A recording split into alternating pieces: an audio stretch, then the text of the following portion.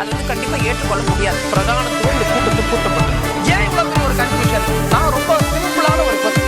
அவருக்கு வேற எந்த விதமான ரைட்ஸும் கிடையாது. என்ன வேணா இருக்கட்டும்ங்க. நேர்பட பேசு நிகழ்ச்சிக்கு உங்கள் அனைவரையும் அன்போடு வரவேற்கின்றேன். இன்றைய நிகழ்ச்சியில் நாம் பாதிக்க இருக்கக்கூடிய தலைப்பு என்பது சண்டை நிறுத்தத்திற்கு உரிமை கோரக்கூடிய ட்ரம்ப் அவர்கள். அமெரிக்காவின் தலையீடு இந்த சண்டை நிறுத்தத்தை, தாக்குதல் நிறுத்தத்தை கொண்டு வந்ததாக ட்ரம்ப் அவர்கள் கூறியிருக்கிறார். இன்னும் சொல்ல வேண்டும் என்றால் காஷ்மீர் பிரச்சனைக்கு கூட மத்தியஸ்தம் செய்ய தாங்கள் தயாராக இருப்பதாக கூறியிருக்கிறார். இதையொட்டிய விவாதங்களும் விமர்சனங்களும் வந்திருக்கின்றன. சண்டை நிறுத்த பின்னணியை விவாதிக்க சிறப்பு நாடாளுமன்றத்தை கூட்டச் சொல்லக்கூடிய ராகுல் மற்றும் எதிர்க்கட்சிகள், தொடர்ந்து ஆலோசனையில் உள்ள பிரதமர் மோடி அவர்கள், இதை ஒட்டி தான் நம்ம தலைப்பை கட்டமைச்சிருக்கிறோம். தாக்குதல் நிறுத்தம் என்ன நடக்கிறது, இதுதான் தலைப்பு. நான் விருந்தினர்களை உங்களுக்கு அறிமுகம் செய்து விடுகிறேன். ஓய்வு பெற்ற இராணுவ அதிகாரி திரு கர்னல் பிரின்ஸ் அவர்கள், வணக்கம். வணக்கம். வலதுசாரி ஆதரவாளர் ரமேஷ் சேதுராமன் அவர்கள், வணக்கம். மூத்த பத்திரிகையாளர் திரு மணி அவர்கள், வணக்கம் மணி. நம்மோடு மூத்த பத்திரிகையாளர் திரு ஆர்.கே. ராதாகிருஷ்ணன் அவர்களும் இணைந்திருக்கிறார். வணக்கம் திரு ஆர்.கே. பிரின்ஸ், உங்களிடமிருந்தே தொடங்குறேன். தாக்குதல் நிறுத்தம், அதை ஒட்டிய செய்தியாளர் சந்திப்பும் படை தளபதிகள்லாம் பேசினதெல்லாம் பார்க்கிறோம். இந்த தாக்குதல் நிறுத்தம் என்ன நடந்துட்டு இருக்கு? இது இராணுவம் சம்பந்தப்பட்ட தாக்குதல் இல்லை, படை நிறுத்தம் இல்லை. இது போருன்றது எந்த சோல்ஜரும் அதை வரவேற்க மாட்டாங்க. ஏன்னா அது பார்த்தது, க்ளோஸ் குவார்ட்டர்ஸ்லேருந்து பார்த்ததுனால போர் நிறுத்தம் என்பது வரவேற்கத்தக்கது. ஆனால் ஏன் இப்படி ஆச்சு? போர் தொடங்கினதே ஒரு சர்ப்ரைஸ். திடீர்னு போர் தொடங்குச்சு. அண்ட் திடீர்னு போருன்னு நான் சொல்ல மாட்டேன், ஆப்ரேஷன் சொல்லுவோம், ஆப்ரேஷன் சிந்தூர். திடீர்னு தொடங்குது, அப்புறம் திடீர்னு முடியுது. எதிர்பாரா விதமாக திடீர்னு முடியுது. முடிந்தது சந்தோஷமா என்று கேட்டால் கண்டிப்பாக ஒரு போருன்றது இல்லை ஆப்ரேஷன்றது சிவில் கேஷுவலிட்டிஸ் ஆகிறதுனால அது சந்தோஷம்தான். அதோட நோக்கம் நம்ம அச்சீவ் பண்ணோம் அப்படின்னா அதில் கொஞ்சம் அதிருப்தி. ஃபுல் நோக்கத்தை நம்ம இன்னும் அச்சீவ் பண்ணியிருக்கலாம், அதனால அதிருப்தி. இதோட பின் விளைவுகள் ஏன் இப்படி ஆச்சு, நம்ம ட்ரம்ப் இது பண்ணாருன்றது ஒரு உண்மைன்ட்டு பாகிஸ்தான் சொல்லுது. ஆனால் நம்ம சொல்கிறோம் இது பைலேட்ரல். அந்த இடத்துல எனக்கு ஒரு தெளிவு கொடுங்க. பாகிஸ்தான் தரப்பிலிருந்து இராணுவ அதிகாரி ஒருவர் பேசுறாரு, நம்ம தரப்பிலிருந்து பேசுறாரு, நிறுத்த சொல்லுங்க அப்படின்னு சொல்லி நிறுத்தி விட்டோம் அப்படின்னு. ஒரு அரசியல் முடிவை இரண்டு இராணுவ அதிகாரிகள் எடுக்க முடியுமா? ஒன்று, நம்ம தரப்பிலிருந்து சொல்வது எந்த நிபந்தனைகளும் இல்லாமல் போர் நிறுத்தத்தை, தாக்குதல் நிறுத்தத்தை அனௌன்ஸ் பண்ணணும், அப்படி பண்ணிட்டாங்க அப்படின்னு சொல்லுது. ரெண்டு இராணுவ அதிகாரிகள் அப்படி முடிவு எடுக்க முடியுமா? ராணுவ அதிகாரி டிஜிஎம்ஓன்னு சொல்றது director general of military operation, hotline வச்சிருப்பாங்க. போர் நிறுத்தத்தை அவங்க பேசல, சீஸ் ஃபயரை பேசியிருக்கிறாங்க. ஓகே. ஸோ அது ஆகலாம், அப்படி பண்ண முடியும். ஸோ சீஸ் ஃபயர்ன்றது நம்ம ஆயுதங்களை நம்ம யூஸ் பண்ணுறத கொஞ்ச நாளில் நிறுத்திக்கலாம். ரீசன்ஸ் நிறையா இருக்கும். சில போரில் இந்த ரம்ஜான் எல்லாம் வர டைமில் சீஸ் ஃபயர் பண்ணுவாங்க. ஒரு மாதத்துக்கு சீஸ் ஃபயர்லாம் பண்ணியிருக்கிறாங்க. அது எல்லை பகுதியில் இருக்கும். நான் கேட்பது இப்போ எல்லா சர்வதேச உலகங்கள் கவனிச்சிட்டு இருக்கிறப்போ அமெரிக்க அதிபர் ஒரு 3:45 ஒரு ட்வீட் போடுறார், நிறுத்தம் ஆயிடுச்சு அப்படின்னு. அதை நம்ம விட்டுட்டு நம்ம பேசலாம்னு நினைக்கிறேன். நான் உங்களிடம் இராணுவ தரப்பிலிருந்து தெளிவுக்காக, ரெண்டு இராணுவ அதிகாரிகள் அப்படி ஒரு முடிவை எடுக்க முடியுமா? தாக்குதலை நிறுத்திக்கிறோம் அப்படின்னு முடிவு எடுக்க முடியுமான்னு கேட்குறேன். போர் தொடங்கினது ஆர்டர் பொலிட்டிக்கல் சர்க்கிள்லேருந்து வந்தாலும் போர் தொடங்கினது ரெண்டு இராணுவம் தான் போர் தொடங்கியிருக்கு. முதல் குண்டு இராணுவம் தான் போட்டிருக்கு. போரை நம்ம முடிச்சுக்கலான்னு பேச்சு இல்லை. சீஸ்ஃபயர் ஏதோ ஒரு காரணத்தினால சீஸ்ஃபயர் இனிஷியேஷன் கண்டிப்பாக இராணுவத்திலிருந்து தான் வரணும், இராணுவ அதிகாரிகிட்ட இருந்தா வரணும். என்ன காரணத்திற்காக? இப்போ பலருமே இந்திய தரப்பிலிருந்து சொல்றது நம்ம கை ஓங்கி தான் இருந்தது. பலருமே என்ன சொன்னாங்கன்னா இதுதான் சரியான சூழல் பாகிஸ்தானை வழிக்கு கொண்டு வருவதற்கு அப்படின்னு. இன்னும் பலர் என்ன சொன்னாங்கன்னா நிபந்தனைகள் விதிக்காமல்லாம் இதிலிருந்து இந்தியா பின்வாங்காது அப்படின்றப்ப எதற்காக இந்த தாக்குதல் நிறுத்தம்? இதுக்குள்ள இருக்கிற வியூகமா நீங்க எதை பாக்குறீங்க? ரெண்டு இராணுவங்களும் சீஸ் ஃபயர் பண்ணியிருக்குன்னா ரீசன் எது வேணா இருக்கலாம். ரீசன் அவங்க வெளியே சொல்லணும்னு தேவையில்லை.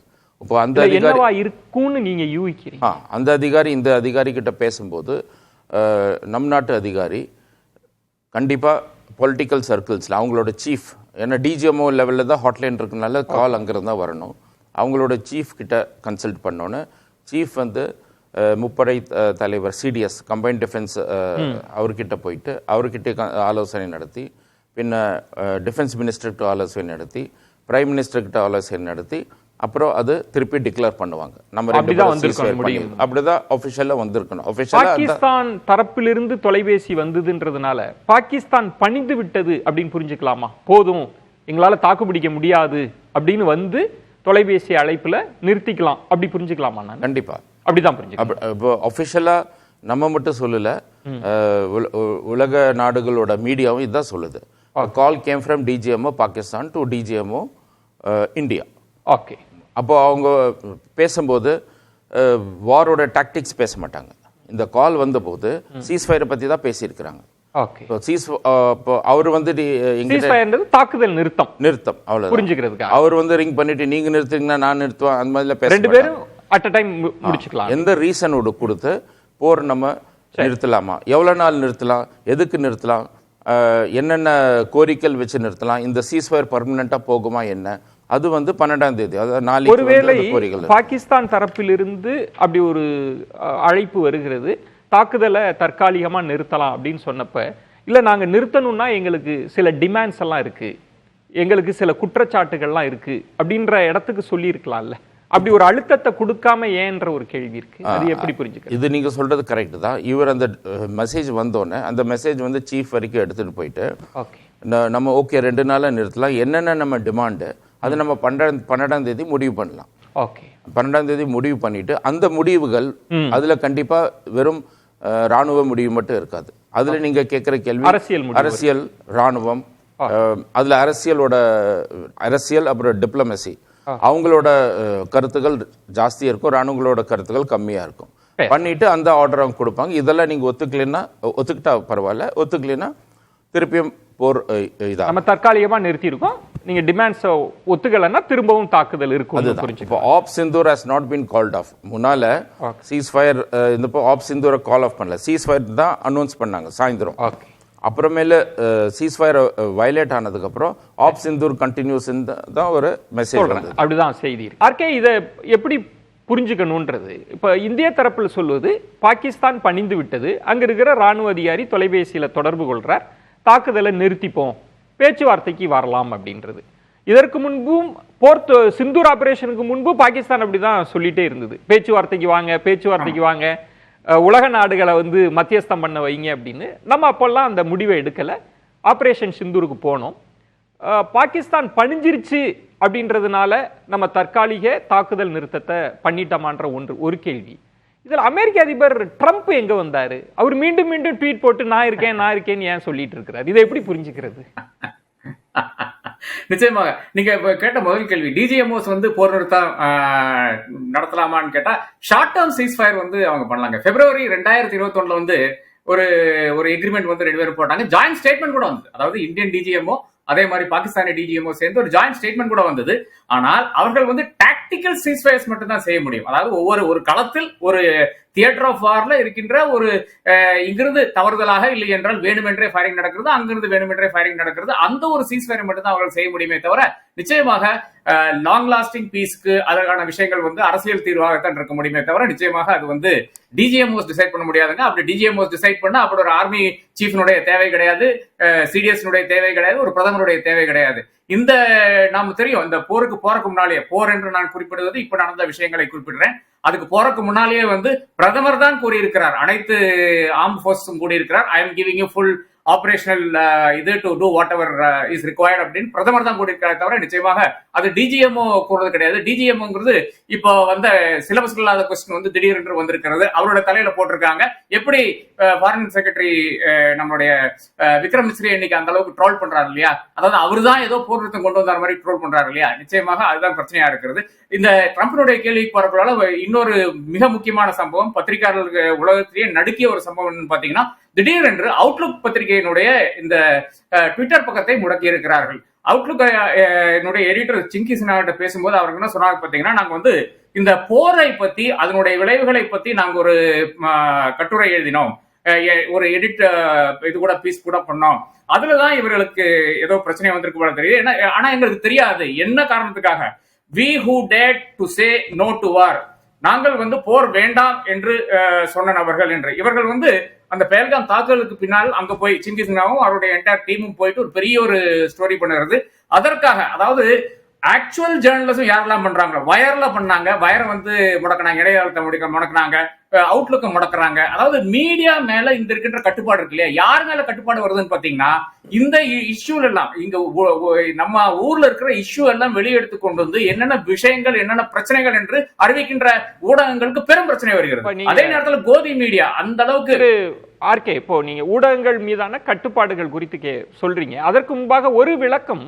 இந்திய அரசு தரப்புல பாகிஸ்தான் பணிந்து விட்டது, அவங்க போர் நிறுத்தத்திற்கு தாக்குதல் நிறுத்தத்திற்கு தயாராக இருக்கிறாங்க, அமெரிக்கா சொல்லிலாம் நாங்க கேட்கல, பணிந்தது பாகிஸ்தான் அப்படின்ற இடத்துல உங்களுக்கு மாற்று கருத்து இருக்கா? இப்போ ப. சிதம்பரம் போன்றவர்கள்லாம் வந்து ரொம்ப மர்மமா இருக்கு இந்த தாக்குதல் நிறுத்தம், வெளிப்படையா இதை பத்தி பேசுங்க, அனைத்து கட்சி கூட்டத்தை கூட்டுங்க அப்படின்னா இதுல என்ன மர்மம் இருக்கிறதுக்கு என்ன? வெளிப்படையாக பணியிறாங்க, தாக்குதல் நிறுத்தத்தை பண்றாங்க அப்படின்னு புரிஞ்சுக்க கூடாதா? சரி, நான் இப்ப இவ்வளவுதாங்க கேக்குறேன். இந்த இஷ்யூல வந்து முழுக்க முழுக்க விஜயன் அரசாங்க தரப்புனா பிரதமர் கூற வேண்டாம், வெளியுறவுத்துறை செயலர் அவர் தான் இதுவரை அட்ரஸ் பண்ணி கொண்டிருந்தார். இன்னைக்கு திடீர் என்று பார்த்தா ஆர்மி நேவி சீஃப்ல இருந்து லெப்டினன்ட் ஜெனரல் எல்லாம் வர்றாங்க. நாம போன இதுல கூட அந்த சிட்டிங்ல கூட பேசி கொண்டிருந்தோம். நான் கேட்டேன், ஏன் லெப்டினன்ட் ஜெனரல் வரலன்னு கேட்டேன். அதற்கு ஒரு ராணுவ அதிகாரி என்ன மாதிரி குதிச்சு விழுந்தாங்களா நீங்க பார்த்து கொண்டுதான் இருந்தீர்கள். அப்ப அவர்களே வைத்தாச்சு அமெரிக்கா சொல்வது தவறு என்று சொல்லுங்க. நாங்க பைலேட்டரலா முடித்தோம் என்று கூறிக்கொண்டிருக்கிறார்கள். ஆனா அந்த பைலேட்டரலா முடிக்கிறதுக்கு காரணமே வேன்ஸ் தான் என்று வேன்ஸே கூறியிருக்கிறார். இன்னைக்கு ஃபாக்ஸ் நியூஸ்ல கூறியிருக்கிறார். ட்ரம்ப் வந்து பதிவிடுகிறார். இது தெரியாத பதிவிட மாட்டாங்க இல்லையா? அதுக்கு இந்தியா கவர்மெண்ட் அனௌன்ஸ் பண்றதுக்கு முன்னால பாகிஸ்தானி ராணுவம் இந்தியா கவர்மெண்ட் பாகிஸ்தானி ராணுவம் அந்த வித்தியாசம் நாம் புரிஞ்சுக்க வேண்டும். ஏன்னா பாகிஸ்தான் என்ற நாடே வந்து அந்த ராணுவத்துக்காக தான் இருக்கிறது. அப்ப பாகிஸ்தான் ராணுவம் அனௌன்ஸ் பண்றதுக்கு முன்னால வந்து ட்ரம்ப் அனௌன்ஸ் பண்றாரு, செக்ரட்டரி மார்க்கோ ரூபியா சொல்றாரு, நான் பேசினேன், 2 பேர்கிட்டையும் பேசினேன் அப்படின்னு கூறுறாரு. மிக தெளிவாக வந்து வேன் சொல்கிறார், நான் பிரதமரிடம் பேசினேன், முந்தானத்து ஆப்டர்நூன் வந்து பேசிக் கொண்டுதான் இருக்கேன் என்று கூறுகிறார். இது NSA அஜித் டோவல்கிட்ட பேசினேன் என்று கூறுகிறார். அப்ப பேசுறது எதுக்காக? I don't understand this. Simla எக்ரிமெண்டினுடைய நேர் எதிராக செய்து கொண்டிருக்கிறார்கள் இந்திய அரசாங்கம். இதோட பெரிய ஒரு அவலம் இருக்கா, கேவலம் இருக்கான்னு பாருங்களேன். அதாவது சிம்லா எக்ரிமெண்ட்ல அவனை பிடிச்சி தரன்னு இழுத்துட்டு வந்து 71ல வார் வின் பண்ண பிறகு 72ல அவனை உட்கார வச்சு கையெழுத்து போட்டோம். என்ன கையெழுத்து போட்டோம்? Bilateral issue. என்ன நம்மளுக்குள்ளால இருக்கின்ற என்ன பிரச்சனை ஆனாலும் பைலேட்டரல் இஷ்யூ, நாம 2 பேரும் தான் உட்கார்ந்து பேச வேண்டும் என்று அவர்கள் பணிந்து கையெழுத்து போட்டு போனார்கள். அதன் பிறகு இன்னைக்கு என்ன ஆகுது? இன்னைக்கு வந்து அமெரிக்கா கிளைம் பண்ணது அதை வந்து நான் மறுக்கவில்லை, இதுவரை நான் மறுக்கவில்லை. நாம் என்ன சொல்றோம், என்ன சொல்லி கொண்டிருக்கோம் பாத்தீங்கன்னா, இந்த பிரச்சனையில பார்வையாளர்களும் புரிஞ்சுக்க வேண்டும்ன்றதுக்காக ஒரு கூடுதல் கேள்வி. இப்ப நீங்க சொல்ற விஷயம்ன்றது இந்த 2 நாட்டு பிரச்சனைய நம்ம 3ஆம் ஒரு நாட்டை உள்ளுக்கு கொண்டு வந்துட்டோன்றதுதான் சிக்கலா? நம்ம பேசி தீர்த்துக்கணும், இன்னொரு நாடு உள்ளுக்கு வந்துருச்சுன்றதான் நீங்க விமர்சனமா பாக்குறீங்களா? ஆமா, அதுதான் பாஜகவினுடைய தொடர் விமர்சனம். என்னவென்று பாத்தீங்கன்னா, எதற்காக காஷ்மீர் பிரச்சனையை யூஎனுக்கு எடுத்து சென்றீங்க? கிருஷ்ணமேனன் வந்து யூஎன்ல 1948 எடுத்து செல்கிறார். அதுதான் பாஜகவினுடைய தொடர்ந்து விமர்சனமாக இருக்கிறது. அதன் பிறகுதான் இந்த சிம்லா ஒப்பந்தம் எல்லாம் வருது, 72ல அந்த கரார் ஆகுது.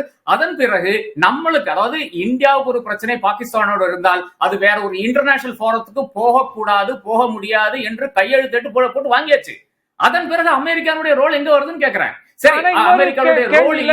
திரு ஆர்கே, இந்த இடத்துல காஷ்மீர்ல தாக்குதல் நடக்குது, எல்லா உலக நாடுகளும் தாக்குதலை கண்டிச்சாங்களே தவிர யுத்தத்திற்கு போவதற்கு யாரும் பெருசா ஆதரவு தரல. பேசி தீருங்கள்ன்றத அப்போதும் அமெரிக்கா சொன்னதா செய்தியா இருக்கிற போது நம்ம உடனடியா நடவடிக்கை எடுக்கிறோம். எந்த உலக நாடுகள் உத்தரவுக்காகலாம் நம்ம காத்திருக்கல. ஆபரேஷன் சிந்தூர்லாம் போயிட்டோம். இந்தியா தன்னிச்சையாக தன்னிறைவா தானே போய் தாக்குதல் நடத்துது, தைரியமா தானே அட்டாக் பண்ணோம். இப்ப வந்து அமெரிக்காவுக்கு பணிஞ்ச மாதிரி சொல்ல முடியுமா? அப்படி இல்ல. அப்ப எதுக்கு போர் நிறுத்தம் கேக்குறேன். நீங்க வந்து அப்பர் ஹேண்ட் சொல்றீங்க. நான் ஃபர்ஸ்ட்ல அந்த சீக்வன்ஸ்ல போறேன். ஒண்ணு, நாம சொல்றது என்னன்னு பாத்தீங்கன்னா, இது நாங்க தான் செஞ்சோம், நாங்க 2 பேர் உட்கார்ந்து தான் செஞ்சோம்னு சொல்றாங்க. அதற்கு விளக்கம் வந்து அமெரிக்காவில் மிக தெளிவாக நிக் ராபர்ட்சன் வந்து CNN இன்டர்நேஷனல் அஃபேர்ஸ் எடிட்டர் வந்து மிக தெளிவாக சொல்லி இருக்கிறார். அவர் சொல்றது என்னன்னு பாத்தீங்கன்னா, we did not get into details. இந்த என்ன செய்வார்கள், எப்போது போர் நிறுத்தம் என்ற அந்த பேச்சு அதுக்குள்ள நாங்க போகவில்லை. நாங்க என்ன சொன்னோம்னு பாத்தீங்கன்னா, பேசுங்கடான்னு சொன்னோம். அந்த அளவுக்கு தான் நடந்திருக்கு. அப்கோர்ஸ் நான் பழவக்கையில சொல்றேன், அது தவறாக புரிந்து கொண்டால் இல்ல. நான் we encourage both sides to speak என்று எடுத்துக்கொள்ளலாம். அப்ப அவர்களுடைய அந்த இன்டர்ஃபியரன்ஸுக்கு நாம் எதுக்கு பணிந்தோம் ஒரு கேள்வி. இரண்டாவதாக நீங்க கூறினீங்க, அதாவது பயங்கரவாதத்தை எல்லாருமே வந்து கண்டிச்சாங்க. ஆமாங்க, பயங்கரவாதத்தை சப்போர்ட் பண்ணுகின்ற ஒரு நாடு ஆஃப்டர் 9/11 உலகத்துல இருக்க முடியாது. இருந்தால் அவர்களை அழித்து விடுவார்கள். அமெரிக்கானாலும் சரி, சைனாவானாலும் சரி, அழித்து விடுவார்கள். அப்போ பயங்கரவாதத்தை எல்லாரும் கண்டித்தார்கள். ஆனால் இந்தியாவுடைய ஸ்டாண்ட் இருக்கு இல்லையா, பாகிஸ்தான் இருந்தா ஆரம்பிக்குது என்று. என்னுடைய ஸ்டாண்டும் அதான். பாகிஸ்தானிகள் தான் வந்து பஹல்காம் வந்து தாக்குதல் நடத்தினார்கள்.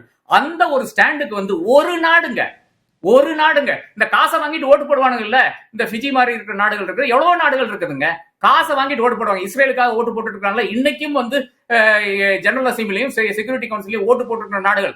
அந்த நாடுகள் கூட நமக்காக ஆமா பாகிஸ்தான் தான் இதுக்கு காரணம் என்று கூறவில்லை. அங்கதான் எனக்கு பிரச்சனை வருகிறது.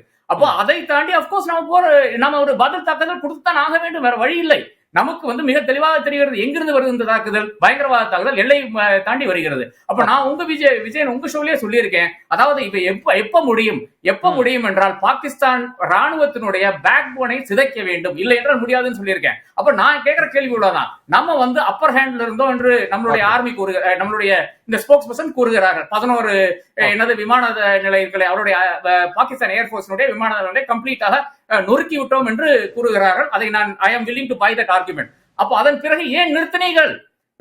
அவனை ஃபர்ஸ்ட் முடிக்க வேண்டாமான்னு கேட்கிறேன். பேசலாம். திரு மணி, இது ரொம்ப முக்கியமான பிரச்சனை. நீங்க முன்பே விவாதத்தில் சொன்னது வந்து ஒரு யுத்தத்திற்கு முன்பாக சர்வதேச நாடுகளினுடைய அவர்களோட ஆலோசிக்கணும், அவங்களோட ஒத்திசைவை பெறணுன்றதெல்லாம் சொல்லியிருந்தீங்க. ஒரு தாக்குதல் நடக்குது காஷ்மீர்ல, ஒரு கோர தாக்குதல். அதுக்கு ஒரு பதிலடியை கொடுத்தாச்சு, துல்லிய தாக்குதல். உலகம் முழுவதும் ஒரு விஷயத்த சொல்லிட்டோம், எங்களுக்கு தீவிரவாதம் தான் பிரச்சனை, பாகிஸ்தானோட இராணுவத்தோடு பிரச்சனை இல்லைன்னு தாக்கியாச்சு, அவங்கள பணிய வச்சாச்சு. மீண்டும் போர் நிறுத்தம், மோசமான விளைவுகள் வேண்டாம் அப்படின்னு தாக்குதல் நிறுத்தத்தை பண்றப்போ இந்தியா ஒரு ராஜ்ய ரீதியா ரொம்ப துல்லியமா காய்களை நகர்த்தி இருக்கு. இதுல வெற்றி அடைஞ்சிட்டோம் அப்படின்னு நம்ம புரிஞ்சுக்க முடியாதா? போர் நிறுத்தம் வரவேற்கத்தக்கது. அதாவது வந்து கம்ப்ளீட்டாக வார்ன்றதெல்லாம் நம்ம இன்றைக்கி இருக்க மாடர்ன் வேர்ல்டில் நினச்சி கூட பார்க்க முடியாது. ஏன்னா நியூக்ளியர் வாராக வரணும்னு அவசியமே கிடையாது. Any conventional war can become a nuclear வார். நம்ம ஏற்கனவே அதெல்லாம் பேசியிருக்கோம். ஆகவே இது முதல்ல வரவேற்கத்தக்க ஒரு நிகழ்ச்சி, ஒரு முடிவு தான். அதுக்கு பிறகு இருக்கக்கூடிய பிரச்சனைகள் இப்போ நீங்கள் பார்த்தீங்கன்னா வந்து டிப்ளமேட்டிக்கலாக வந்து இந்தியாவோட காய் நகர்த்தல்கள் எப்படி இருந்திருக்கு என்னன்னு பார்த்தீங்கன்னா அது மெச்சத்தகுந்த அளவில் இல்லை. இப்போ ஆர்கே சொன்ன மாதிரி ஒரு நாடு கூட வந்து இதை கண்டம் பண்ணலை. பஹல்காம் தாக்குதல் பஹல்காம் கண்டம் பண்ணாங்க. நம்மளுடைய இந்த இராணுவ நடவடிக்கையை வந்து ஆதரித்து ஒன்றும் கிட்டத்தட்ட நில் வாய்ஸ் தான் நமக்கு சொல்லணும். ஸோ அது ஒரு முக்கியமான ஒரு விஷயந்தான். அது வந்து ட்ரம்ப் விஷயத்தை பொறுத்த வரைக்கும் எனக்கு ஒரு சின்ன மாறுபட்ட கருத்து இருக்குது. அதாவது வந்து 99 கார்கில் வாராக இருக்கட்டும், 2001 பார்லிமெண்ட் அட்டாக் அப்போ கூட வந்து அமெரிக்கன்ஸ் வந்து அவங்க they played a big role. அவங்க இந்த சண்டை நிறுத்தத்துக்கும் முழு அளவிலான யுத்தம் போகாமல் இருக்கிறதுக்கும் அவங்க கிளின்டன் பீரியடில் கார்கில் வார் வந்து முடியறதுக்கும்லாம் வந்து அமெரிக்காவோட ரோல் பெரிய ரோல் தான். என்ன ஒரு வித்தியாசம்னா அப்போ அவங்க சொந்தம் கொண்டாடல. இப்போ ட்ரம்ப் வந்து முதல்ல அனௌன்ஸ்மெண்ட் நம்ம சைட்லேருந்து பாகிஸ்தான் சைட்லேருந்து வரதுக்கு முன்னால் முந்திரி கோட்டமாக அவர் வந்து பேசி கிரெடிட் எடுக்கிறது தான் வந்து ரெண்டு நாடுகளுமே சங்கடத்துக்கு உள்ளாக்குது. இதில் வந்து எப்பெல்லாம் சண்டை வருதோ, இன்னும் என்னுடைய நினைவுகள் சரியாக இருக்குமானா 71 எஸ்பெஷலி 99 and 2001 பார்லிமெண்ட் அட்டாக் பிறகு 1 month வந்து கம்ப்ளீட்டாக வார் சூழல், கிட்டத்தட்ட 6 லட்சம் ட்ரூப்ஸை வாஜ்பாய் கவர்மெண்ட் எல்லைகளுக்கு மூவ் பண்ணப்போ கூட வந்து அந்த டென்ஷன் குறையறதுக்கு அமெரிக்காவோட ரோல் பெரிய அளவில் இருந்துன்றது எல்லாருக்கும் தெரியும். இன்ஃபேக்ட் 2008 பாம்பே அட்டாக்கு பிறகும் கூட வந்து அந்த ரோல் இருந்தது, அமெரிக்கன்ஸ் ரோல் இருந்தது. என்ன வித்தியாசம்னா அவங்க வெளிப்படையாக சொல்லலை. இப்போ வெளிப்படையாக சொன்னதால் ஷிம்லா அக்ரிமெண்ட்டை மீறாங்கன்றது தெளிவாக வருது. ஸோ இது மோடி கவர்மெண்ட்டுக்கு ஒரு பெரிய ஒரு சங்கடம், மிகப்பெரிய அளவில் இது ஒரு சங்கடம். இவங்க மிலிட்ரி டார்கெட்ஸை எந்த அளவுக்கு அச்சீவ் பண்ணாங்க என்னன்றதெல்லாம் வந்து ஐ திங்க் வரும் நாட்களில் தான் அது தெரியும். நீங்கள் இப்போ சிவசங்கர் மேனனோட ஒரு ஆர்டிகல் நான் பார்த்தேன் இன்றைக்கி, 2008 அந்த அட்டாக்கு பிறகு ஏன் வந்து ஃபுல் ஃப்ளெஜ்டு மிலிட்ரி அசால்ட்டு வேண்டாம், டிப்ளமேட்டிக் அசால்ட்டுக்கு போனோன்னா நீங்கள் தீவிரவாத முகாம்களை தாக்குவது என்பது வந்து ஒரு கொட்டாயை போட்டிருப்போம், ஒரு டின் ஷீட் இருக்கும் உங்களுக்கு, ஒரு 10 இடத்த அடிச்சிங்கன்னா நாளைக்கு இன்னொரு 100 இடத்துல வரும். அது ஒரு சில மணி நேரம் அல்லது சில நாட்கள் வான்வழி தாக்குதல்களாலேயோ அல்லது ஏவுகணை தாக்குதல்களாலேயோ நீங்கள் அதை அழிக்க முடியாது. ஏன்னா ஒரு கண்ட்ரியே அங்கே வந்து டெரரிசத்தோட ப்ரீடிங் கிரவுண்டாக இருந்துக்கிட்டு இருக்குது. ஆகவே மிலிட்ரி வைஸ் பார்த்திங்கன்னா இந்த பிரச்சனை ரெண்டாக பிரிச்சுக்கணும். இராணுவ ரீதியாக நம்ம என்ன அச்சீவ் பண்ணோம் என்னன்றது அது வரும் நாட்களில் தான் தெரியும். இன்றைக்கி ப்ரெஸ் கான்ஃபரன்ஸ் கொடுத்துருக்காங்க. பொலிட்டிக்கலாக இதை நம்ம பேசணும். இப்போ சிதம்பரம் சொன்னதை நீங்கள் சொன்னீங்க, ராகுல் காந்தி வந்து பார்லிமெண்ட் ஸ்பெஷல் செஷனை கூட்டணுன்றாங்க. கண்டிப்பாக மக்கள் மன்றத்தில் இதை வைக்க வேண்டிய கடமை மோடி அரசுக்கு இருக்குது. 1962 சைனீஸ் வாரோட பீக்கில் இருக்கும்போது கூட வந்து பார்லிமெண்ட் நடந்திருக்கு. அப்போ ஜவஹர்லால் நேரு அவர்கள் வந்து தோல்வி முகத்தில் இருக்கும்போது கூட வந்து மக்களை கன்வின்ஸ், எதிர்கட்சிகளோட கேள்விகளுக்கு கடுமையான விமர்சனங்களுக்கு பதில் சொல்லி தாக்குதல் நிறுத்தம் ஏன்னு கேட்குறாங்களே, அதை வெளிப்படையாக பேச கண்டிப்பாக அவங்க இப்போ அரசு வந்து அதை விளக்கி தான் ஆகணும். ஆப்ரேஷனல் டீட்டெயில்ஸை யாரும் கேட்கலங்க, நீங்கள் என்ன அச்சீவ் பண்ணீங்க, பாலிசி டிசிஷன். ரெண்டாவது அடுத்து என்ன, இப்போ வந்து இது டிஜிஎம்ஓஸ் நாளைக்கு பேச போகிறாங்க. இது வந்து பேசிக்கலி பொலிட்டிக்கல் ப்ராப்ளம். இதோட அடுத்த ஸ்டேஜுக்கு நீங்கள் எங்கே போகிறீங்க? ரெண்டாவது ட்ரம்ப் வந்து இதை சொல்கிறத நம்ம ஒதுக்கி தள்ளிட்டு போயிட முடியாது. நான் தான் இதை பண்ணேன்னு சொல்லும்பொழுது மூன்றாவது நாட்டோட சமரசத்துக்கு நீங்கள் உள்ளே வரீங்களா? யுஎன் வந்தால் கூட பரவாயில்லைங்க, அது இன்டர்நேஷ்னல் பாடி. ஒரு நாடு வருது, அது அமெரிக்கா உள்ளே வருதுன்னா குரங்கு ஆபத்தை பிரிக்கிற கதை தான் அது. அதில் மணி எனக்கு ஒரு இடத்தை விளக்குங்க. அமெரிக்கா வெளிப்படையாக நம்முடைய தாக்குதலை ஆதரிக்கலை, ரெண்டாவது எந்த நாடுமே ஆதரிக்கலன்றது. யுஎன் பாடியில் வந்து க்ளோஸ் டோர் மீட்டிங்கில் கண்டம் பண்ணாமல் தான், உங்களுக்கு எந்த விதமான தீர்மானமும் இல்லாமல் தான் போகிறாங்க. பாகிஸ்தானுக்கு நிதி உதவி அளிக்கப்படுகிறது. ஆமாம், எந்த இடத்திலும் பாகிஸ்தானுக்கு நெருக்கடி கொடுக்காம அமெரிக்கா எப்படி மத்தியஸ்த? பாகிஸ்தான்ற நாடை வந்து எவ்வளவு தூரம் வந்து அவங்க தூக்கி பிடிக்க முடியுமோ அவ்வளவு தூரம் தூக்கி பிடிப்பாங்க. இன்னைக்கு பாகிஸ்தானோட தீவிரவாதத்தை பற்றி இந்தியாவில் இருக்கக்கூடிய பேசக்கூடிய அத்தனை பேருமே பேச மறுக்கிற ஒரு விஷயம், இதை யார் உருவாக்கணும்? அமெரிக்காவோட நிதி உதவி இல்லாமல் பாகிஸ்தான்ற ஒரு நாடு இன்னைக்கு நிற்கவே முடியாது அவங்களால. கடந்த பல ஆண்டுகளாக 75 ஆண்டுகளாக நாடு விடுதலை அடைஞ்ச காலத்திலேருந்து, அதுக்கு பிறகு 70களின் இறுதியில் வந்து சோவியத் யூனியன் ஆப்கானிஸ்தான் உள்ளே போன பிறகு அந்த 9 ஆண்டுகளில் 1988 வரைக்கும் பாகிஸ்தானோட மிலிட்ரிக்கு யார் காசு கொடுத்தது, எந்த அளவுக்கு வந்து தாலிபான்ஸ், அன்னைக்கு முஜாஹிதீன்ஸ், அதுக்கு பிறகு தாலிபான்ஸ், 88 அவங்க வெளியில் போன பிறகு அவங்கெல்லாம் ஆயுதத்தோடு சுற்றின்னு இருக்கான். இப்போயும் 2023 அமெரிக்கன்ஸ் வெளியில் போன பிறகு சில 1000 கோடி ரூபாய் ஆயுதங்களை விட்டுட்டு போயிருக்காங்க. அதெல்லாம் இவங்க கையில் வந்திருக்குன்றாங்க. அப்போ பாகிஸ்தான்ற அந்த நாடு தீவிரவாதத்தை உருவாக்குது, தீவிரவாதத்தை ஏற்றுமதி செய்து, அத்தனையும் உண்மை. ஆனால் அதுக்கு பின்னால் இருக்கிறது யார்? இந்த அமெரிக்க ஏகாதிபத்தியம் தானே இதுக்கு பின்னால் இருக்குது. அதை யாருமே பேச மாட்டேன்றாங்கல்ல. மத்தியஸ்தத்துக்கு வந்து அவங்க தான் மத்தியஸ்தத்துக்கு வராங்க. இப்போ IMF லோனை வந்து IMF லோன் இன்னைக்கு சாங்ஷன் ஆகுது, நாளைக்கு வந்து உங்களுக்கு வந்து சண்டை நிறுத்தத்துக்கு வராங்கன்னா தெளிவாக யார் இதை செய்கிறாங்கன்னு தெரியுது. அப்போ இந்த பிராந்தியத்தில் இந்த அழுத்தம், இந்த பதட்டம் இருந்துக்கிட்டே இருக்கணுன்றது தான் அவர்களுடைய நோக்கம். இதுக்கு மத்தியில் தான் நீங்கள் காய் நகர்த்தி ஆகணும். இது 75 ஆண்டுகளாக இதுதான் பிரச்சனை. மோடி கவர்மெண்ட்டுக்கிட்ட இருக்க பெரிய பிரச்சனை என்னென்னா வெளிப்படைத்தன்மை இல்லை. எதிர்க்கட்சி தலைவரை ஏன் பிரதமர் அழைத்து பேசவில்லை? 2001 நாடாளுமன்ற தாக்குதலின் பொழுது கிட்டத்தட்ட 1 மாத காலம் அந்த ஸ்டாண்ட் ஆஃப் இருந்தப்போ ஒவ்வொரு நாளும் குட்டி கட்சி தலைவர்களை கூட பிரதமர் வாஜ்பாய் அழைத்து பேசினார். எதிர்க்கட்சி தலைவராக அந்த சோனியா காந்தியிலேருந்து சிறிய கட்சி தலைவர்களை கூட திரும்ப அழைத்து பேசினார். தனிப்பட்ட முறையில் 1-to-1 மீட்டிங், அதற்கு பிறகு ஆல் பார்ட்டி மீட்டிங்கில் பேசினார். 2 முறை அனைத்து கட்சி கூட்டத்தில் பிரதமர் கலந்து கொள்ளவில்லை. எதிர்க்கட்சி தலைவரை அவருடன் பேசலை, பார்லிமெண்ட்டை கூட்டல, மீடியா கிட்ட பேசலை. அப்போ நாட்டுக்குள்ளேயும் நீங்கள் ஒருமித்த கருத்தை உருவாக்கல, சர்வதேச அளவில் பெரிய அளவில் தோத்து நிற்கிறீங்க. மீடியாவை வந்து உசுப்பி விட்டு போர் வெறியை உண்டாக்குறீங்க. அவர் ஆர்கே சொன்ன மாதிரி வந்து யாரெல்லாம் சென்சிபிளாக எழுதுகிறாங்களோ அவங்கள பிளாக் பண்ணுறீங்க. 24 மணி நேரமும் போர் வெறியை தூண்டக்கூடிய தவறான செய்திகளை, ஃபேக் நியூஸை கொடுக்கக்கூடிய எஸ்பெஷலி டெலிவிஷன் சேனல்ஸை கவர்மெண்ட் அலோவ் பண்ணுது. பாகிஸ்தான் ஆதரவு தளமா தொலைக்காட்சிகள் எங்க ஊடகம் இருக்க முடியாது இல்லைன்ற ஒரு கேள்வியை எழுப்புறாங்க. பாகிஸ்தானோட கருத்து இங்க எதற்காக? பாகிஸ்தான் கருத்து இந்திய கருத்துன்னு அதை விட்டுருங்க. உண்மைன்னு ஒன்று இருக்குல்ல, போர்க்காலங்களில் நம்ம ஏற்கனவே பேசியிருக்கோம், ட்ரூத் இஸ் த ஃபர்ஸ்ட் கேஷுவல்டி இன் வார். அதுக்குன்னு இவ்வளோ தூரமாக நீங்கள் வந்து போய் பிரச்சாரத்தை அவிழ்த்து விடுவீங்க. இப்போ உங்களுக்கு பார்க்கும்போது என்ன தோணுதுன்னா, இந்திய ராணுவம் இந்தியாவை காப்பாற்றும் பாகிஸ்தானிடமிருந்து, இந்திய மீடியாக்களிடமிருந்து இந்திய மக்களை யார் காப்பாற்றுவது? ஏன்னா அந்த அளவுக்கு இப்போ பாருங்க, சவுதி அரேபியா கொடியை கீழே போட்டு கொளுத்துறாங்க. ஈரான் தூதரை வந்து கேவலமான வார்த்தைகளை பேசின வீடியோஸ் போது, நம்முடைய நட்பு நாடுகளையும் நாம் இன்று பகைத்து கொண்டிருக்கிறோம். இதெல்லாம் இந்திய அரசுக்கு வந்து ஒரு பின்னடைவு இல்லையா? பேசலாம் மணி. ரமேஷ் சேதுராமன், 2 முக்கியமான விஷயம். ஆர்கே எழுப்பின கேள்வியும் மணி அவர்கள் எழுப்பினதும் ரொம்ப முக்கியமானது. எல்லாருமே வந்து போர் தேவையில்லைன்றதுல எல்லாருக்குமே அந்த நிலைப்பாடு தான் இருக்கும். ஏன்னா 2 பக்கமும் வந்து சேதாரம் இருக்கும் அப்படின்னு. ஆனால் இந்த பிரச்சனையை வந்து ரொம்ப சர்வதேச அளவில் ரொம்ப வியூக கணக்கில் பாகிஸ்தானை தனிமைப்படுத்தி இருக்கணும், நிதி உதவியை கட் பண்ணியிருக்கணும், நிபந்தனை விதிச்சிருக்கணும், எக்ஸ்போஸ் பண்ணியிருக்கணும். அப்படி எதுவுமே பண்ணாமல் ஒரு தாக்குதல், பெரிய உலக நாடுகளோட ஆதரவுலாம் இல்லை, தாக்குதலை நிறுத்திட்டோம்.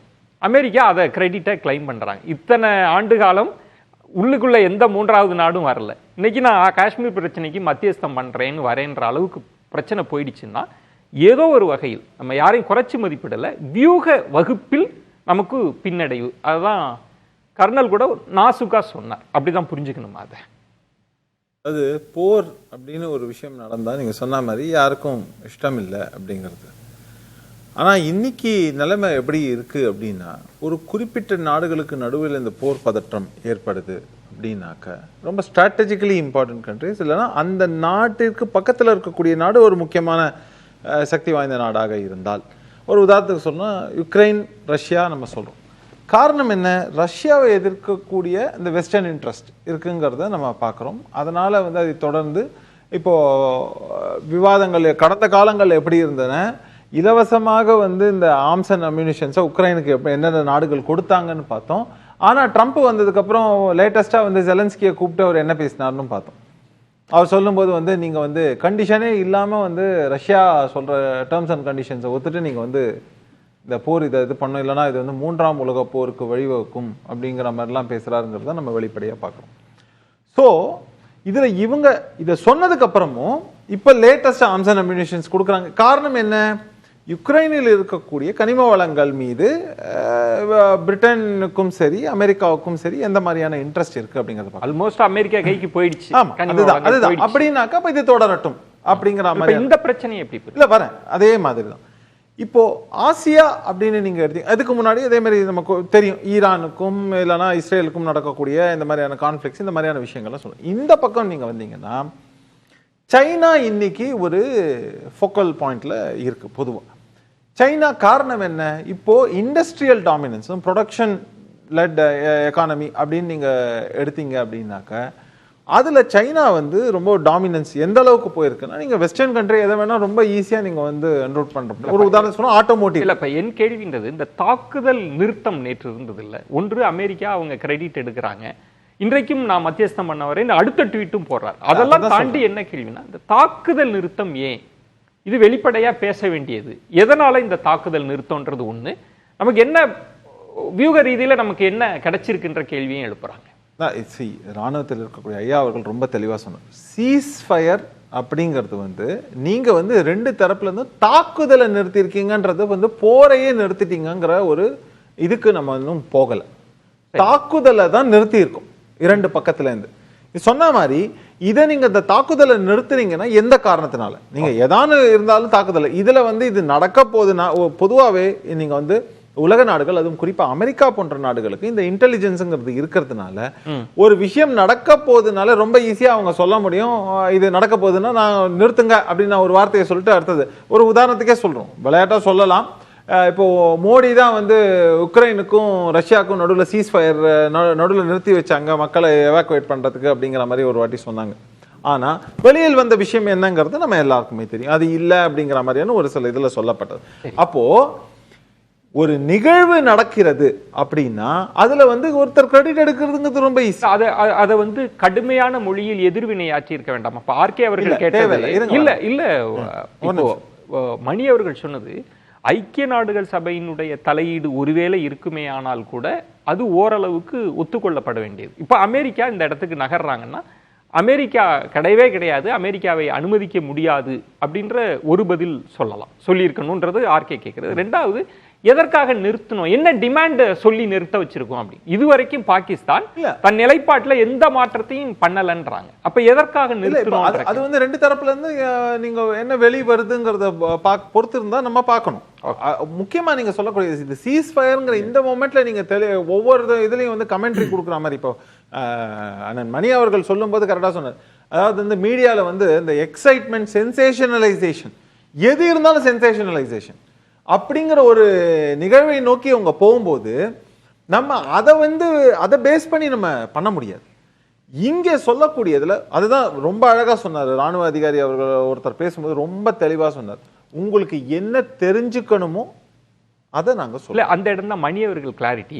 யாரும் எந்த டிகிரியில வந்து ஏவுகணை ஏவப்பட்டது, அந்த ஏவுகணை வந்து எதனால், அந்த டெக்னிக்கல் டீடைல்ஸ் யாரும் கேட்க மாட்டாங்க. மக்களுக்கு இன்ட்ரெஸ்ட் இல்ல. நீங்க வந்து ரமேஷ் சர்மா அவர் சொன்னது தாக்குதல் நிறுத்தம்ன்றது இருக்குல்ல, அது ஒரு கொள்கை முடிவு. ஆமா, அந்த கொள்கை முடிவு ஏன் எடுக்கப்பட்டது? இப்ப முன்னாள் உள்துறை அமைச்சரா இருக்கிற ப சிதம்பரம் கேட்கிறார், இதுல பல மர்மங்கள் இருக்கு, இதுக்கான விடை தேடணும்ன்ற, ஏன் நிறுத்தினீங்க அப்படின்னு கேட்கிறார். இதுக்கு பின்னணியில் என்ன நடந்துச்சு விளக்குங்க. அவர்தான் இல்ல, நீங்க ப சிதம்பரம் பத்தி சொன்னதுனால சொன்னேன். பல நேரங்கள்ல அவரே வந்து பாகிஸ்தானுக்கு ரொம்ப சர்டிபிகேட் கொடுத்தவர் தான். பாகிஸ்தான் அப்படி சொல்ல முடியுமா? அப்படி இல்ல அந்த மாதிரி இல்ல, அவர்தான் இல்ல, நான் அல்ல விடுங்க. இல்ல நீங்க ஏதோ அவர் பாகிஸ்தான் ஆதரவாளர் இல்ல, அவர் சொன்னதை தானே நான் சொன்னேன். அது உங்களுக்கு அவர் பாகிஸ்தான் ஆதரவாளரா சித்தரிக்கப்பட்ட என்ன சர்டிபிகேட்? அதாவது ரொம்ப ரீசனபிளா பேசுவாரு, இப்ப கொஞ்சம் இறங்கி பர்சனலைஸ்ட் அட்டாக் போறாரு. இல்ல இல்ல இது சரியில்லை. சொன்ன என்னோட சொந்த கருத்தை நான் சொல்லியிருந்தா வேற விஷயம். உங்களுக்கு ஒரு நிமிஷம் தரேன் ரமேஷ் சேதுராமன், ஒரே ஒரு நிமிஷம், இல்ல ஒரே ஒரு நிமிடம் தரேன். ப சிதம்பரம் அப்படி என்ன பாகிஸ்தான் ஆதரவு நிலைப்பாடு எடுத்தார் சொல்லுங்க. இப்போ நம்மளுடைய நாட்டிலேயே வந்து கரன்சி பிரிண்டிங் மிஷின்ல இருந்து ஆரம்பிச்சு நம்ம அங்க கொடுக்கறதுக்கு யார் காரணங்கிறது எல்லாருக்கும் தெரியும். பாகிஸ்தான் ஒரு நிமிஷம் வரேன், இது காரணம் இல்ல, இது சரியான ஒரு நிமிஷம். பாகிஸ்தானை பற்றி கடந்த காலங்கள விமர்சனங்கள் சொல்லுங்கன்ற, அது என்னன்னு கேக்குறேன். நிமிஷம் அவர் வந்து அது குட் கண்ட்ரின்னு அவர் சொல்லிட்டு போனார். அவர்களும் நல்லவர்கள் தான்ங்கற ரேஞ்சுக்கு பேசிட்டு போனார். இன்னொரு விஷயம் எப்ப சொன்னல, ஒரு நிமிஷம் கடந்த காலங்கள சொல்றேன், ஒரு நிமிஷம் வரேன். இன்னொரு முக்கியமான விஷயத்தை இல்ல, ஒரு நிமிஷம் என்ன சார், இல்ல இதுல சிரிக்க வேண்டிய அவசியம் இல்ல. இல்ல இல்ல வயருக்கும் பாவம் அவுட்லுக்கும் பொங்கியவர் மற்ற எந்த மீடியா பொதுவா கோடி மீடியா இல்ல ஒரு சர்டிபிகேஷன் கொடுக்கல. ரமேஷ் சேதுராமன், எனக்கு அது வியப்பா இருக்கு. இல்ல ரமேஷ் சேதுராமன், நான் ஏன் உங்களிடம் குறுக்கிட்டேன்னா, நான் என்ன கேக்குறேன், புதிய தலைமுறை ஒரு ரெஸ்டாரண்டோட கரெக்டான விஷயங்களை மக்களுக்கு கொண்டு போய் சேர்க்கணும்னு சொன்னாங்கன்னா அவங்க அவுட்லுக் மாதிரியோ இல்ல வயர் மாதிரியோ எழுதாதனால அவங்க கோடி ஆடிவாங்கற ஒரு கேள்வி இருக்கு. ஃபோக்கஸ் பாயிண்ட்ல இருந்து நான் என்னன்னா, நீங்க ஒரு சார்ஜ் வச்சீங்க, அதனால விளக்கத்தை கேட்டேன், அவ்வளவுதான். நான் அதற்கான விளக்கம் இல்ல. இப்போ நீங்க நான் சொல்லிட்டீங்க, உங்க பார்வையை சொல்லிட்டீங்க, நான் ஃபேக்ட் தான் முன் வெச்சேன், வேற ஒண்ணும் சொல்ல. அதுல தனிப்பட்ட என்னுடைய கருத்து எதுவும் சொல்ல. அதுதான் அந்த ஃபேக்ட், மக்கள் முடிவுக்கு விட்டுறலாம். இல்ல அந்த ஃபேக்ட் அப்படின்னா இத்தனாம் தேதி இந்த நிலைப்பாடுன்றது, அதுக்குள்ள நம்ம போறதுக்கு நேரம் இல்லையால் நான் என்ன கேக்குறேன், என்னென்ன பொறுத்து பார்க்கணும் அப்படின்னா நியாயம். அதே வந்து எல்லாவற்றையுமே நம்ம வந்து உடனுக்குடன் நான் திரும்பவும் சொல்றேன், இதுல வந்து உடனுக்குடன் எல்லாருக்கும் எல்லா நேரத்திலும் எல்லாவற்றையும் தெளிவுபடுத்த வேண்டும் அப்படின்னு சொல்றது இது ஒரு நியாயமான விஷயமா இருக்குமாங்கிறது தான் என்னுடைய கேள்வி. பாயிண்ட், ஒரு பாயிண்ட் நல்ல. இதுல என்ன இருந்ததுன்னா, இப்ப கர்னல் எல்லாம் இப்ப நிறைய விவாதங்கள் இதை ஒட்டி பேசுறப்ப பலருமே ராணுவ உயர் அதிகாரிகள் ஓய்வு பெற்றவர்கள்லாம் பேசுனது வந்து, இந்த முறை வந்து சர்வதேச தலையிட்ட இந்தியா அனுமதிக்காது, நிபந்தனைகள் இல்லாமல் தாக்குதல் நிறுத்தாது. இன்னும் சொல்லணும்னா, இப்போ ஆர்கே அவர்கள் சொன்ன மாதிரி பாகிஸ்தானின் தீவிரவாதத்தின் முதுகெலும்பை முறிக்காம நம்ம பின்வாங்க மாட்டோம் அப்படின்லாம் சொல்லப்பட்டது. ஆனால் தாக்குதல் நிறுத்தம் வந்த பிறகு அது என்ன கொள்கை முடிவை தெரிஞ்சுக்கிறதுக்கு எதிர்கட்சிகள் கேட்குறாங்க. அது தெரிஞ்சுக்கிறதுக்கான வாய்ப்பு இருக்கா? அப்படி தெரிஞ்சுக்கலாமா, இல்ல ராணுவ ரகசியமா அப்படின்றது ஒரு ஆர்கே நீங்க ஏதோ குறுக்கிட விரும்பினீங்க, அந்த கேள்வியையும் கேட்டா நான் பதில கர்னல்ட்ட நான் கேட்டுப்பேன்.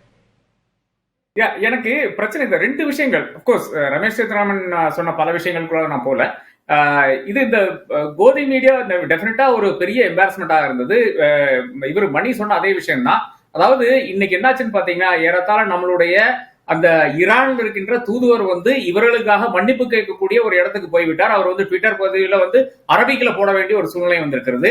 சவுதியினுடைய பிளாக் வந்து மிதித்தனால வந்து அங்க இருக்கின்ற பிரதமருடைய மீடியா அட்வைசர் வந்து இன்னைக்கு சொல்லியிருக்கிறார், இதுக்கு மரண தண்டனை அப்படின்னு கூறியிருக்கிறார். இவர்கள் எல்லாம் அடையாளம் காணப்படுவார்கள், எப்போ முடியுமோ அவர்களை வந்து நாங்க அந்த மரண தண்டனை வந்து நடப்பாக்குவோம் எல்லாம் வந்து அவங்க வந்து அங்கிருந்து திரட்டு கொடுத்திருக்காங்க. இதெல்லாம் நமக்கு தேவையில்லாத விஷயம், இந்தியாவுக்கு எதிராக போகிற பல விஷயங்கள். இது ஒரு பக்கம். இதெல்லாம் கோதி மீடியானால வருகின்ற விஷயமாக தான் நான் பார்க்கிறேன். ஒண்ணு. ரெண்டாவதாக மிக முக்கியமாக சிதம்பரத்தினுடைய ட்வீட் நீங்க மென்ஷன் பண்ணீங்க, அதுல மிக முக்கியமான ஒரு சரத்து இருக்குங்க. இது வந்து இந்தியா பாகிஸ்தான் தரப்பிலான பேச்சுவார்த்தை வந்து ஒரு தேர்ட் கண்ட்ரியில நியூட்ரல் சைட் என்று கூறுகிறார்கள். அந்த நியூட்ரல் சைட் என்ன, அந்த சரத்துக்கு இந்தியா ஒத்துக்கொண்டுதா இல்லை? மார்க்கோ ரூபியோ எப்படி, அதாவது யுஎஸ்னுடைய வெளியுறவுத்துறை அமைச்சர், செக்ரட்டரி ஆஃப் ஸ்டேட் எப்படி அப்படி ஒரு விஷயத்தை வந்து அவர் பேசலாம்? இது நிச்சயமாக நமக்கு கேட்க வேண்டிய கேள்வியா இருக்கிறது. ஏனென்றால் இதுவரை கேட்டு கேட்டு பாருங்க, 1947 இருந்து ஆரம்பித்துக் கொண்டு இதுவரையான காலகட்டத்தில் வந்து நாம ஒன்னும் அங்க பேசியிருக்கோம், இஸ்லாமாபாத்ல பேசியிருக்கோம், பிண்டியில பேசியிருக்கோம், இல்லைன்னா இங்க பேசியிருக்கோம். ஆக்ரால தான் கடைசி சமிட் பர்வேஸ் முஷாரஃபை வச்சு நடத்தினோம். ஆனால் இதை தாண்டி ஒரு தேர்ட் கண்ட்ரி என்பது நிச்சயமாக இந்த லைன்லயே வரல. அது ஏன் என்ற அந்த கேள்வி இருக்குது, நிச்சயமாக மிக முக்கியமான கேள்வி. ஏனென்றால் மறுபடியும் சர்வதேச தளத்துக்கு இது போயிடும். சர்வதேச தளத்துக்கு போனால் அப்புறம் நமக்கு கண்ட்ரோலே இருக்காது. பாகிஸ்தான் இப்பவே ஆரம்பிச்சிட்டாங்க, பிரைம் மினிஸ்டர் அங்க பிரைம் மினிஸ்டர் அப்கோர்ஸ் ஒரு பாவை தான். அந்த பாவை வந்து இன்னைக்கு ஒரு பெரிய ஒரு பிரஸ் கான்ஃபரன்ஸ் கொடுத்திருக்கு, பெரிய ஒரு ஸ்டேட்மெண்ட் கொடுத்திருக்கு. அதாவது நமக்கு மாபெரும் வெற்றி என்று ஒரு ஸ்டேட்மெண்ட் கொடுத்திருக்காங்க. ஏன் நம்ம பிரதமர் பேச மாட்டேங்கிறான்னு கேக்குறேன். டிவில வந்து 8 மணிக்கு வந்து சொல்ல வேண்டியதான் நமக்கு மாபெரும் ஒரு வெற்றி என்று சொல்ல வேண்டியதானே, ஏன் சொல்ல மாட்டேங்கிறான்னு கேக்குறேன் நான். கர்னல், இப்போ அந்த விஷயன்றது இன்னொன்று, ஒரு அரசின் கொள்கை முடிவு அப்படிங்கிறது எல்லாரும் சேர்ந்து எடுக்கக்கூடியது. எதிர்க்கட்சிகள் அந்த இடத்துல 3வது தலையீடு வந்துருச்சா அப்படின்ற ஒன்றும், அந்த இடத்துல தான் இப்போ ஆர்கே சொல்வது மாதிரி பாகிஸ்தான் தரப்பிலிருந்து ட்ரம்ப்புக்கு வாழ்த்து தெரிவிக்கிறாங்க, நன்றி தெரிவிக்கிறாங்க, நீங்க தலையிட்டீங்க அப்படின்னு. இதை எப்படி புரிஞ்சுக்கிறது? அமெரிக்காவும் பாகிஸ்தானும் இதுல பிளே பண்றாங்கன்னு புரிஞ்சுக்கிறதா? ஓகே, இதில் apart from an army person மற்ற கொஞ்சம் கருத்துக்கள், ஏன்னா ஜியோ பொலிட்டிக்ஸும் இல்லை நான் இன்வால்வ் ஆகிறதுனால கொஞ்சம் கருத்துக்கள் நான் சொல்லலாம். ஒரு பெரிய ஃப்ரேமில் நம்ம இதெல்லாம் பார்க்கலாம். ஃபஸ்ட்டு சில queryகளுக்கு I can give an answer. DGMO is not a decision maker. Neither போரில் neither is chief a decision maker. ஆனால் கலந்து ஆலோசிக்க ஒரு டிசிஷனில் அஃப்கோர்ஸ் சீஃப் பிரைம் மினிஸ்டர் நம்ம இந்த டேபிளில் எல்லாம் உட்காந்து பார்த்தோம். இன் திஸ் கேஸ் ஒரு ஆப்ரேஷனில் even prime minister is not a decision maker. So இது ஒரு கம்பைன்டு இது. இப்போ டிஜிஎம்ஓ கிட்டேருந்து ஒரு கால் வந்தால் he cannot give a decision. அப்போ அவர் நான் அன்றைக்கி சொன்ன மாதிரி, இப்போது கொஞ்ச நேரத்துக்கு முன்னாடி சொன்ன மாதிரி சீஃப் கிட்ட எடுத்துகிட்டு போவார், சீஃப் டிஃபென்ஸ் மினிஸ்டர்கிட்ட போவார், டிஃபென்ஸ் செக்ரட்டரிகிட்ட போவாங்க. அந்த மாதிரி ஒரு ஆலோசனையில் தான் இதாக இருக்குது. ஆனால் இங்கே இந்த நிலைமை ஃப்ராங்காக சொல்ல போனால் this piece is doctored by யூஎஸ்ன்னு சொல்லலாம். It is doctored. இது உங்கள் கால் வரப்போது தெரியும், இதெல்லாம் ஓரளவுக்கு தெரிஞ்சிருக்கும். ரெண்டாவது, 2 நாடுகள் போருக்கு போயிருக்கு. லேட்டஸ்ட் நம்ம நெய்பர்ஸ் கூட கம்பேர் பண்ணலாம். சண்டை போடும்போது எங்கே பீஸ் டாக்ஸ் நடக்குமா? ஸோ ஃபஸ்ட் ஸ்டெப்பு கொஞ்சம் ஒரு சீஸ் ஃபயர், போரை நிறுத்துங்க, அப்புறமேல் நீங்கள் பேசுங்க, இந்த மாதிரி வரும். பட் நம்ம நாட்டோட ஸ்டாண்ட் என்னென்னா, neither will go to the negotiating table. ரெண்டாவது, we will not accept the mediation from other countries. இது வந்து காஷ்மீர் விவகாரம் இல்லை, இது வந்து டெரரிஸ்ட் விவகாரம். இது நம்ம இது கொஞ்சம் பிரித்து பார்க்கணும். இப்போ நெகோசியேஷன் ஆகுதுன்னா காஷ்மீரை பற்றி நெகோசியேஷனுக்கு நம்ம மற்ற நாடுகளை கூட்டிகிட்டு வரல. இதில் வந்து டெரரிஸ்ட் வந்து அட்டாக் பண்ணாங்க, அதுக்கு நம்ம அந்த ஒரு ஆக்ஷன்ஸ் எடுத்துருக்கோம். டெரரிசம் தீவிரவாத முகாம்கள் அழிப்புன்றதை இப்போ மணி அவர்கள் கோடிட்டு காண்பித்த மாதிரி, அந்த ஆப்ரேஷன் தீவிரவாதிகளுக்கு புகலிடமா பாகிஸ்தான் இருக்கு. நீங்க இந்த துல்லிய தாக்குதல் நடத்தினது ராணுவ தளவாடெல்லாம் இல்லை, துல்லிய தாக்குதல் தீவிரவாத முகாமை அழித்ததை சர்வதேச நாடுகள் வந்து எப்படி எடுத்துக்கிட்டாங்கன்னு பார்க்குறீங்க? நான் இதை முடிச்சிடுறேன் first.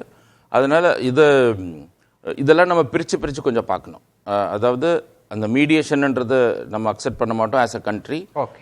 I am talking the political decision. அவங்க அக்செப்ட் பண்ண மாட்டோம். நாளைக்கு வந்து இப்போ சீஸ் ஃபயரோட ரூல்ஸ் தான் நம்ம கொடுக்க போகிற மொழியை பாகிஸ்தானோட அதிபர் யார் கூடிய நம்ம உட்காந்து நம்ம வாக்குவாதம் பண்ண மாட்டோம்னு நினைக்கிறேன்.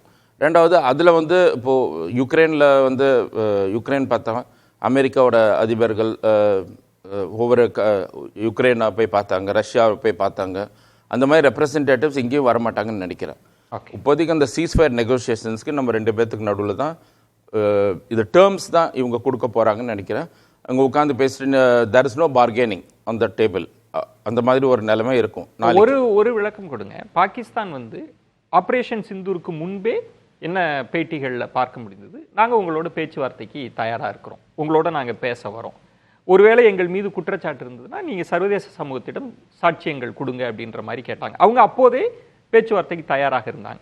ஆபரேஷன் சிந்தூருக்கு பிறகு அவங்கள பேச்சுவார்த்தை டேபிளுக்கு அழைக்கிறோம்னா அதில் நமக்கு எந்த மாதிரி வெற்றி கிடைச்சதா நினைக்கிறேன்? நம்ம அழைக்கலையே, நான் அழைக்கிறது மாதிரி சொல்லலையே. நான் என்ன சொல்கிறேன், நம்ம we will not come to the negotiating table. ரெண்டாவது, other country mediation probably the same step. நாளைக்கு சீஸ்ஃபயரோட எந்தெந்த காரணத்தில் நம்ம சீஸ்ஃபயர் பண்ண போகிறோம் அப்படின்ற ஒரு இலக்குகள் நாளைக்கு, அதான் 12ஆம் தேதியும் சொல்லியிருக்கிறாங்க, நாளைக்கு அதை பண்ண போகிறாங்க.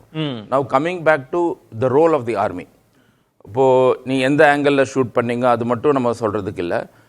டாக்டிக்கல் பிளான் ஸ்ட்ராட்டஜிக்லேயும் ஆர்மியோட ரோல் இருக்கும்.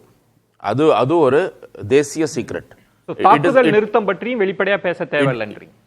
அதான் நான் சொல்ல வரேன். It is a national secret. இப்போ நான் வந்துட்டு நாங்கள் டெரரிஸ்ட் கேம்பை தான் அட்டாக் பண்ண போகிறோன்னு சொல்லிட்டு நாங்கள் அட்டாக் பண்ணால் ஆப்வியஸ்லி அங்கே இருக்கவங்கெல்லாம் வெளியே போயிடுவாங்க. நாங்கள் விமான தளவாடங்களை அட்டாக் பண்ணோன்னு சொல்லிட்டு போனோம். அது நம்ம ஆங்கிளில் ஏரியாவில் சொல்லலை. இந்த மாதிரி ஒரு டிக்ளரேஷனும் வெளியே சொல்லக்கூடாது. ஸோ ஸோ இந்த ஒரு போரில் நம்ம பார்க்கும்போது ராணுவ சீக்ரெட்ஸ் இல்லை பொலிட்டிக்கல் டிசிஷன்ஸு அது ஒரு இல்லை, இதெல்லாம் மீடியாவில் டிஸ்கஸே பண்ணக்கூடாது. கர்னல், மணி அவர்கள் கேட்ட கேள்வின்றது யாருமே டெக்னிக்காலிட்டிஸ்குள்ள போகல. அவர் என்ன சொல்றாருன்னா எனக்கு ஒரு விளக்கம், தாக்குதல் நிறுத்தத்தை பற்றி கூட பேச வேண்டாம்ன்றீங்க. அது வந்து ராஜ ரகசியம்ன்றீங்க. ராஜ ரகசியம் சொல்ல, if you have faith on the defense forces, leave it to them. இருங்க, நான் ஒன்றும் முடிக்கல. live it to them. அப்புறம் அங்க மீடியால வந்து இதெல்லாம் சொல்லும்போது ஏன் இதை சொல்லலைன்னா அப்புறம் நாங்க இருக்கிறது தேவையே இல்லை. ஒரு இவ்வளவு விமானங்கள் விழுந்தது, இவ்வளவு எல்லாமே சொல்லணும்னு தேவையில்லை. there is a reason to it. ஏன்னா ஒன்னும் இல்லாமையே ஃபேக் மீடியா பாகிஸ்தான் எடுத்து பண்ணும்போது இன்னும் நம்ம எவ்வளவு சொல்றோமோ எவ்வளவு பேசுறோமோ அவ்வளவுக்கு அது ஒரு பெரியப்படுத்தி சொல்லுவாங்க. அவர் சொல்வது வந்து ராணுவத்தை முழுமையாக நம்புங்கள், தாக்குதல் நிறுத்தம் கூட ராணுவத்துக்கு சில கணக்குகள் இருக்கும்ல, அது வெளிப்படையா விவாதிக்க வேண்டிய அவசியமும் இல்லை. இரண்டாவது, ஒரு நிமிஷம், இன்னும் போர் முடியல, ஆபரேஷன் சிந்தூர் முடியல, நடுவுல பார்லிமெண்ட் மீட், அங்க போயிட்டு இதெல்லாம் விவாதம், பொது மொழியில இது விவாதம் பண்றது, it will be a morale affect பண்ற ஒரு இதாக. ஒரு நிமிஷம், இந்த மாதிரி பண்ண ராணுவம் வந்து ஃப்ரீ ஹேண்ட்ல வேலை செய்யாது. ஓகே மணி இல்லை, எனக்கு அதில் மாறுபட்ட கருத்து இருக்கு. நான் அதுதான் 62 உதாரணத்தை சொன்னேன். வார் நடந்துட்டு இருக்கும் போதே பார்லிமெண்ட் நடந்திருக்குது. நம்ம வந்து ராணுவத்தை நம்புறோம், ராணுவத்தை மதிக்கிறோம், அதெல்லாம் ஓகே. பட் அப்புறம் டெமோக்ரஸின்னு என்ன அர்த்தம் உங்களுக்கு? டீட்டெயில்ஸ், ஏன்னா வந்து இங்கே இருக்கக்கூடிய ஆட்சியாளர்கள் வந்து வெளிப்படையாக தகவல்களை வந்து பகிர்ந்துக்க மறுக்கிறது மட்டும் இல்லாமல் நேஷனல் கன்சென்சஸ்க்கான முயற்சிகளே அவங்க எடுக்கலை. இப்போ ஒரு ஆர்கே சொன்ன மாதிரி வந்து பாகிஸ்தானி பிரைம் மினிஸ்டர் மீடியாவை அட்ரஸ் பண்ணுறாரு. ஓகே, நம்ம பிரைம் மினிஸ்டர் மன் கி பாத் தான் பேசுவார், மன் கி பாத்தாவது பேசணும்ல. இதில் நிறைய பிரச்சனைகள் இருக்குங்க. நம்ம வந்து அந்த ரெட் லைன் எதுன்றது நமக்கு தெரியுது. அதனால் பிளாங்கெட்டாக வந்து நம்ம வந்து இதை பற்றி பேசவே கூடாது. இப்போ வந்து ஆப்ரேஷன் டீட்டெயில்ஸை கேட்கலங்க. பட் போர் நிறுத்தம், இப்போ ப. சிதம்பரம் சொன்ன கருத்து கூட இப்போ கர்னல் வந்து தவறுன்னு சொல்கிறாரு. அதை பற்றி கூட பேசக்கூடாது. அப்புறம் எதுக்கு ஜனநாயகங்க? அப்புறம் பேசுங்க. போர் நிறுத்துறதுக்கு முன்னால் தயவு செய்து பேசாதீங்க.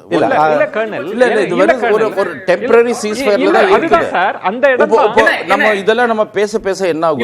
இல்ல விஜயன் ஒரே நிமிஷம். விஜயன் நாம வந்து போர் அறிவிச்சோமா? ஃபர்ஸ்ட் போர் நிறுத்தம் இது பண்றதுக்கு யாரு போர் அறிவிச்சா? அப்போ 1947 இருந்து நாம் போர்ல தான் இருக்கிறோம். நாம எங்க ஒவ்வொரு இடத்துலயும் சீஸ்ஃபயர் அறிவிச்ச பிறகுதான் 65 சீஸ்ஃபயர் தான் இருந்தது. அதன் பிறகு சிம்லா ஒப்பந்தத்துல மட்டும்தான் நாம வந்து ஒரு போர் நிறுத்தம் என்று வந்தது. 99 போர் நிறுத்தம் வரவில்லை, போர் சீஸ்ஃபயர் மட்டும் தான் வந்தாங்க. ஒரே ஒரு நிறுத்தம் மட்டும். இந்த வித்தியாசம் நீங்க ஃபர்ஸ்ட் புரிஞ்சுக்கணும். சீஸ்ஃபயரோட முடிஞ்சு போச்சு. இனி இங்கிருந்து ஃபயரிங்னா என்ன, இது ஹோவிட்சர் ஃபயரிங் இருக்கும், அதே மாதிரி ஸ்மால் ஆர்ம்ஸ் ஃபயரிங் இருக்கும். அதை தாண்டி ஒன்றும் நடக்காது. India wanted this ceasefire, Pakistan wanted this ceasefire. அதனுடைய அடிப்படையில் தானே இப்போ ட்ரம்ப் பேசுறேன்னு சொல்றாரு. அதற்கு நீங்க மறுப்பு கொடுங்கன்னு சொல்றாரு, அதுவும் செய்யல.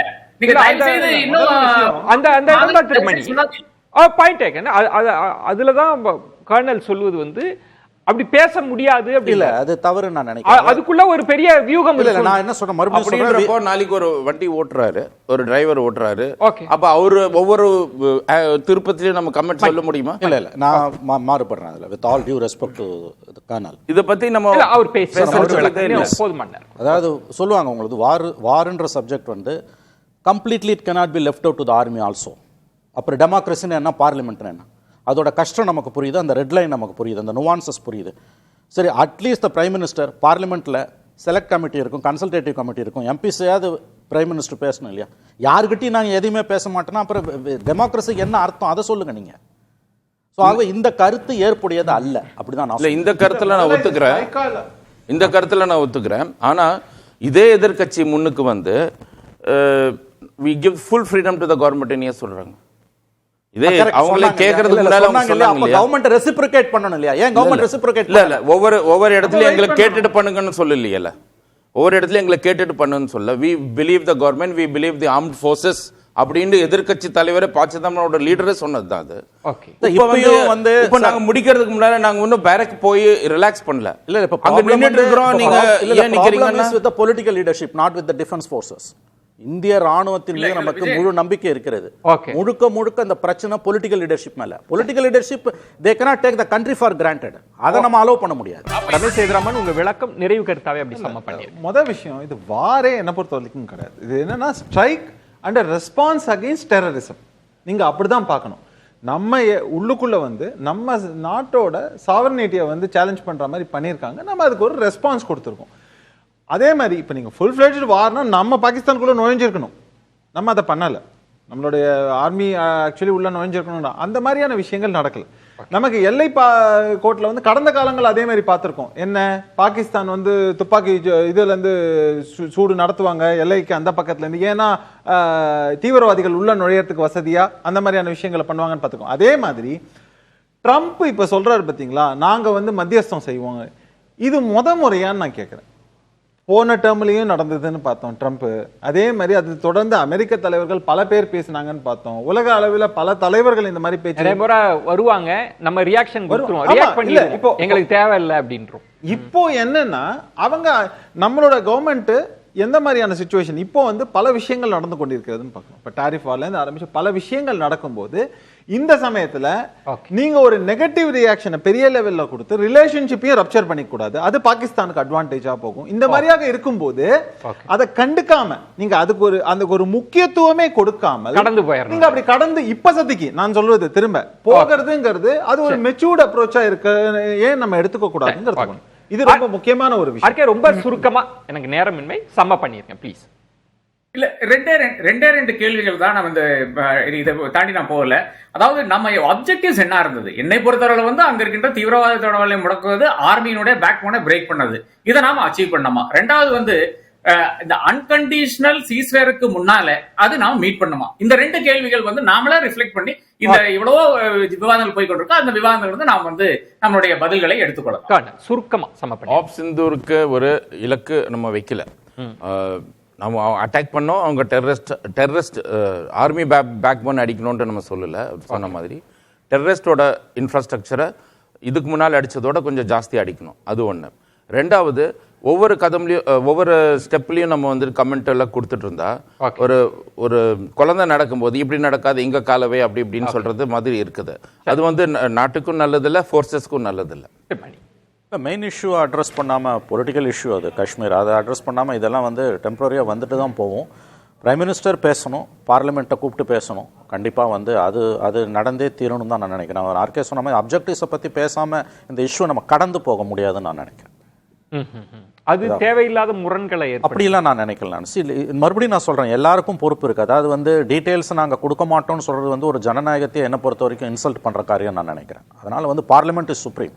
நம்ம வந்து தெருவில் வந்து கச்சேரி பண்ண வேணா, டிவி ஸ்டுடியோல டிபேட் பண்ணுவோம். உங்களுடைய மக்களால் தேர்ந்தெடுக்கப்பட்ட பிரதிநிதிகள் இருக்காங்களே, அவங்கக்கிட்ட நீங்க வந்து உண்மையை சொல்லணும். இது இப்படியே விட முடியாது. நீங்க இப்ப சிதம்பரம் கேட்கிற கேள்வி நியாயமான கேள்வி, அது எப்படி நீங்க கடந்து போக?